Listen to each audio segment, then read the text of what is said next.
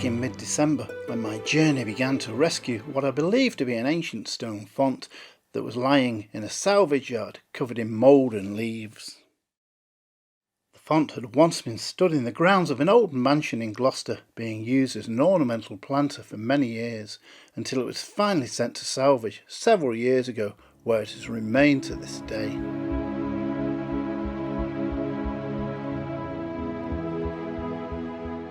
I made the long journey to Gloucester to rescue the font myself, and funding the purchase for the font from my own private savings. On arrival, I examined the font that was clearly in a poor state of decay. It was now urgent to rescue this ancient piece of history and to remove it out of the elements before another winter could destroy it further.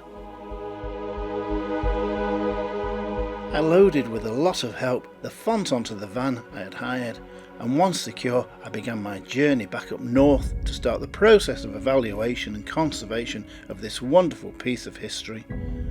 I couldn't help feeling proud that I was rescuing such an important object.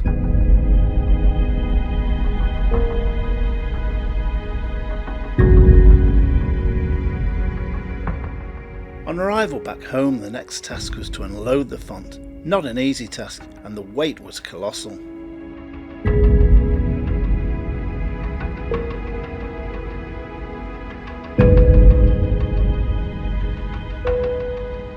Following more than a week of light cleaning and conservation, the next task was to manage to be able to bring the font inside into a climate-controlled room where the font would be safe from the elements, whilst over the next few months the stone could dry naturally and slowly as part of an ongoing conservation.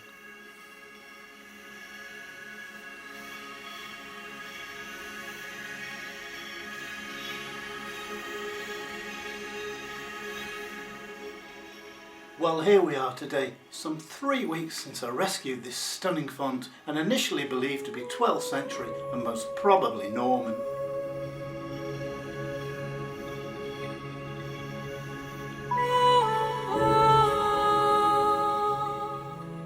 I decided that as the font had been modified, probably in the 13th century, to allow a cover to be fitted, even though that caused damage to the font, it was time for me to try and replicate something in the style that would have been used during that time.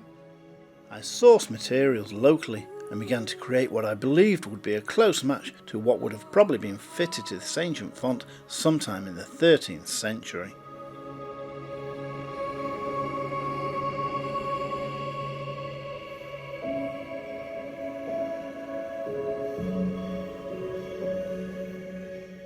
Well, here is what I created, and I couldn't be more pleased with the result.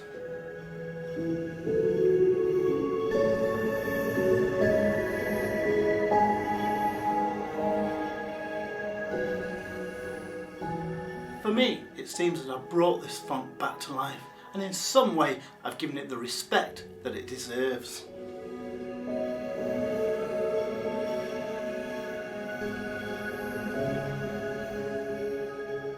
This is not the end of the story of this ancient font, simply just the end of the first chapter.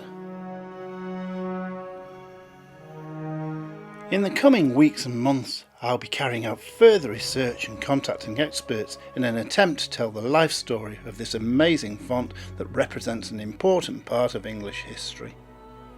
It's a journey that I'm looking forward to, and I'd love for you to join me.